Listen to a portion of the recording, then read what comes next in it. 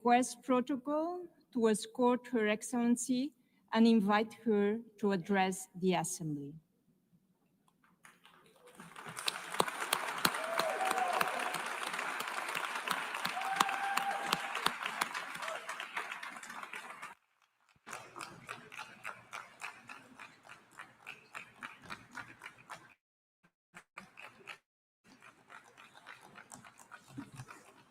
Thank you all very much. Thank you.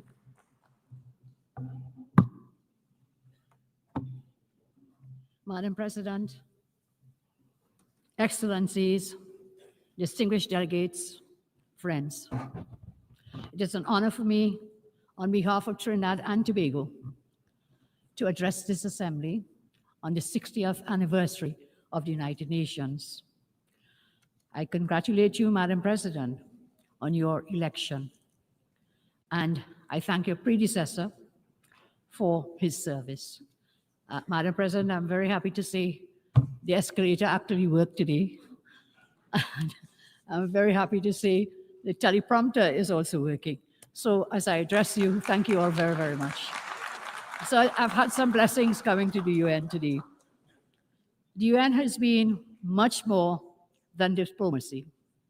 It is a lifeline to many countries, bringing education to classrooms, care to clinics, recovery to villages, and growth to fragile economies.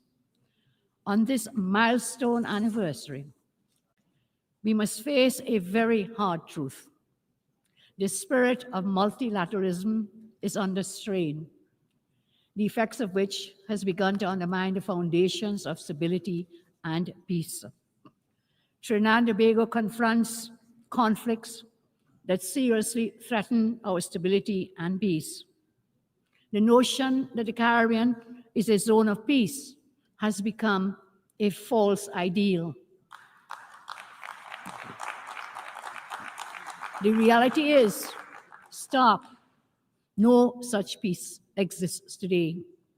For too many in our region, peace is not daily life, but an elusive promise, glimpsed and never grasped. In its absence, our citizens pay a terrible toll. In 2024, for example, Trinidad and Tobago, a tiny nation in the Caribbean of 1.4 million persons, we recorded 623 murders in 1 year last year. 41%, 100,000. That's about 40%, and many of them are gang-related. So the reality is being a zone of peace is still an elusive dream that we're pursuing. In the last 25 years, we have had over 10,000 murders, which is equivalent to losing 1% of our adult population. Across Latin America and the Caribbean, homicides range from 20 to more than 60 per 100,000. President Trump's comments on the effects on countries of relentless narco and human trafficking, about organized crime, illegal immigration are correct. Countries are not only defined by geographical borders, but also by cultural identities, religious beliefs, ethnic compositions, and, of course, legal structures. That is why, through legal immigration, persons are allowed entry because they fulfill the criteria to integrate into the existing population and to add value to their own lives, as well as their adopted society at large. However, illegal immigration neglects all checks and balances and will only create long-term disorder, as most illegal immigrants will not be able to assimilate into their adopted societies. That inevitably leads to greater poverty, crime, and cultural antagonism. This, then, is not phobia. It is not hyperbole. It is simply the stark, naked truth. Small countries like mine, Trinidad and Tobago, suffers from illegal immigration because of the recent increased protections at the US southern border, illegal migration of drug cartels and criminal gangs have been rerouted in the Eastern Caribbean, which is where my country is located. It is driving increasing gang violence, drug arms, and human trafficking. Efforts to repatriate illegal immigrants from Trinidad and Tobago from recent times has proven very difficult. Criminal syndicates are abusing asylum requests for refugee status. Therefore, Trinidad and Tobago is particularly grateful for the US military presence in the Southern Caribbean. This has been very effective in inhibiting the innumerable activities of drug cartels within our country. While there have been objections to the US military action against drug cartels in the Southern Caribbean, some objections from some countries, I state today, Trinidad and Tobago reminds the international community that unless forceful and aggressive actions are taken, these evil drug cartels will continue their societal destruction because they believe affected nations will always unreservedly subscribe to morals and ethics and human rights and values, which they themselves blatantly flout. They do not adhere to those, and therefore we will fight fire with fire within the law. That is why we willingly supported the International Security Alliance announced by US Secretary of State Marco Rubio, involving the US and several countries in South America, and of course including Trinidad and Tobago, to combat drug trafficking in the hemisphere. Trinidad and Tobago, I say, is very committed to contributing our resources, as scarce as they may be, and our capabilities to this alliance, in line with the theme of this year's General Assembly, Better Together. The United Nations Office on Drugs and Crime, in its 2025 World Report, makes a very true, unmistakable fact very clear. The global drug economy destabilizes institutions, corrodes democracy, undermines development. That is a war without borders, measured in murdered children, measured in broken families, and measured in stolen futures. The cartels and the governments that enable them are taking us for fools. If left unchecked, gangs could replace governments, and states may stand in name only, but collapse in substance. Nowhere is this warning more explicit than in Haiti, our CARICOM neighbor, where armed gangs, political collapse, food insecurity have converged to overwhelm democracy and to create a protracted emergency. Today, Trinidad and Tobago wants to commend Kenya for leading the multinational security support mission in Haiti. Trinidad and Tobago also endorses the comments made by US Ambassador Dorothy Shea on August 28, 2025, when she noted, and I quote, "The next international force must be resourced to hold territory, secure infrastructure, and complement the Haitian National Police in a parallel comprehensive approach which includes disrupting gang financing, arms trafficking, and other illicit flows, fueling instability. All is required to restore order. All is required to restore order in Haiti." As member states, consider the form of greatest support as we urge the international community to support us, to support the United States, to support Panama's proposed gang suppression force, to allow the deployment of 5,500 member force to subdue the gangs and restore order in Haiti. The theme before us, as I said before, and we all know for today, better together. We go from principle to practice. This principle, better together, is not just a slogan, it's a call to action. It signifies the collective effort required to combat transnational crime, to uphold democracy, and to restore peace and security in our nations. Therefore, despite being a very small country with limited resources, we are committed to sharing the burden with the United States, with Panama, and all countries willing in assisting the gang suppression force to bring some semblance of peace to Haiti. I turn now to the climate agenda. This week, the climate agenda has been at the forefront of many speeches. I say with the greatest of respect, the antagonistic approach adopted by some climate activists towards the implementation of their climate agenda sometimes does more harm than good.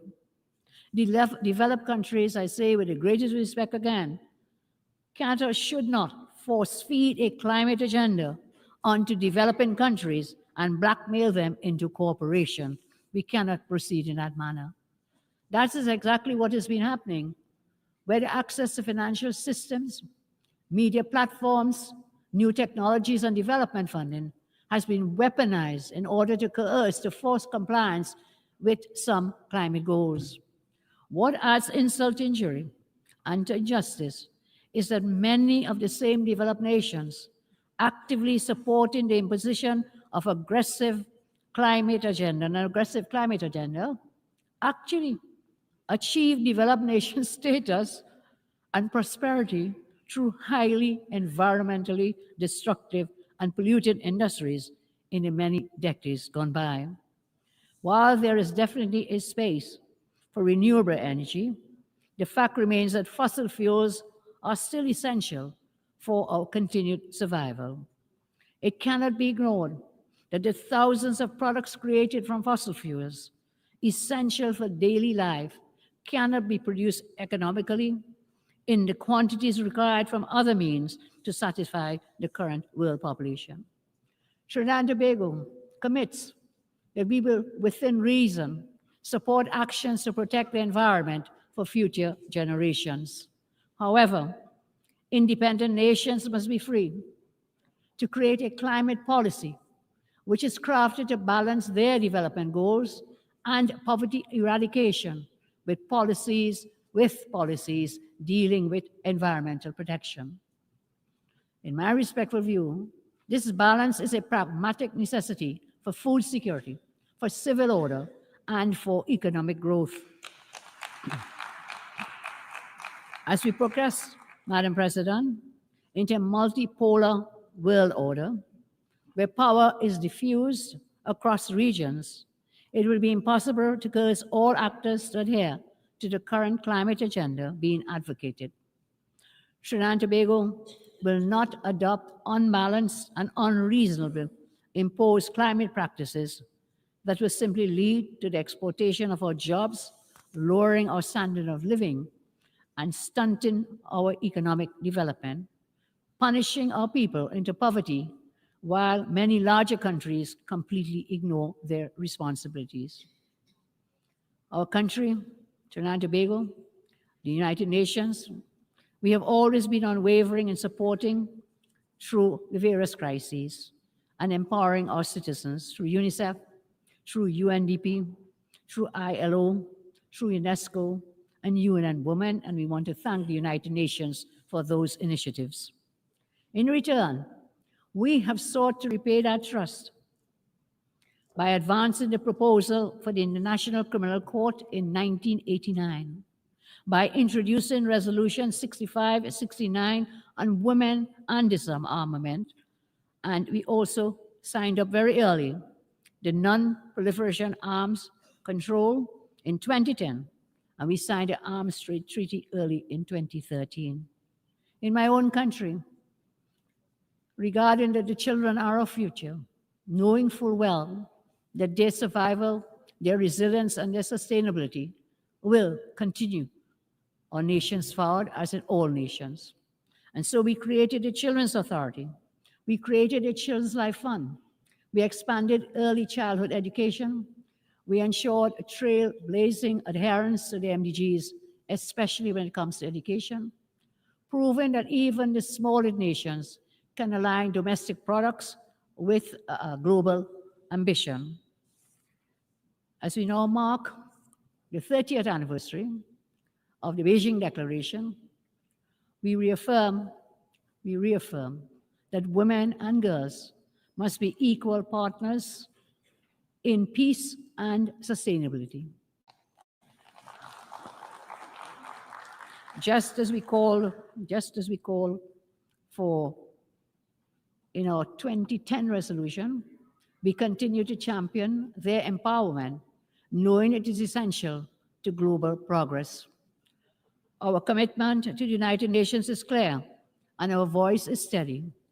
For 63 years, we have upheld the rule of law, championed human rights, strengthened international law, and we have never been silent in the face of injustice.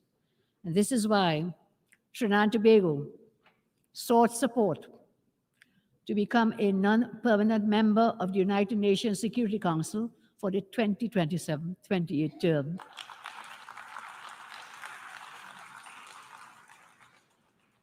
We are happy that there was a non-objection to that, and we willingly take on the mantle on that United Nations Security Council for the coming year. So my friends, all colleagues, we say, Madam President, during our term, we will build on our record, amplifying unheard voices to ensure that justice and equality anchor lasting security. Madam President, colleagues, Trinidad and Tobago may be small in size, but we are large in conviction. We continue to ask for your support so that this council reflects not only the interests of the powerful, but also the voices and aspirations of all people. Trinidad and Tobago is firmly committed to the tenets of multilateralism. I want to take a moment to especially thank Saudi Arabia, the United Arab Emirates, Qatar, Turkey, Kuwait, Bahrain, Ghana, and all others who have been actively working with us to increase cultural and economic cooperation. The United States, Canada, the United Kingdom, India, China, and the European Union remain always reliable partners as they have been for decades. On this 63rd anniversary, let us agree to strive for greater cooperation, to strive for more openness to respecting free speech, and also at the same time respecting dissenting opinions. Over the past decade, there has been an inclination to cancel views that are not fashionable to dominating narratives. Today I ask, let us pledge to listen to each other with an objective mindset. Peace and progress can only be fulfilled through honest, sometimes uncomfortable decisions, and this is the place for that. This honest communication is even more important, as I said, in a multipolar world order, where military and economic power is now disseminated across the globe. Madam President, Trinidad and Tobago commits to the work of this body, not for conquest, not for power, but the sake of all humanity. I thank you very much, Madam President. En nombre de la Asamblea. On behalf of the Assembly,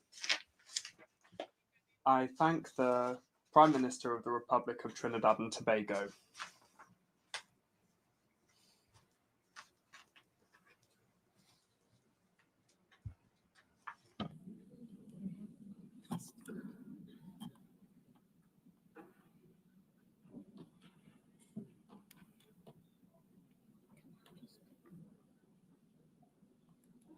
And now